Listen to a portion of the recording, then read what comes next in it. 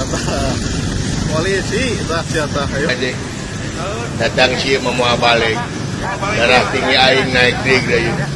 Pengendara ini cemas dikira mau ditilang polisi malah diberi beras gratis. Awalnya, pengendara motor itu bersama seorang temannya melintasi di salah satu persimpangan kota Cimahi.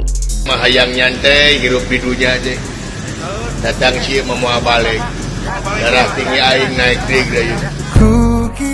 Pengendara motor itu mengambil jalur kiri, lalu kemudian menunggu lampu hijau untuk melaju.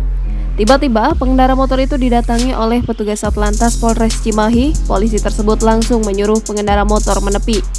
Awalnya, pengendara itu panik dan bersiap menghadapi pertanyaan dari petugas. Ketika sudah berhadapan dengan polisi, pengendara itu bukannya ditanya tentang pelanggaran, malah kaget dirinya diberikan beras 1 karung gratis oleh polisi. Sontak saja, raut wajah yang panik berubah menjadi senyuman yang lebar.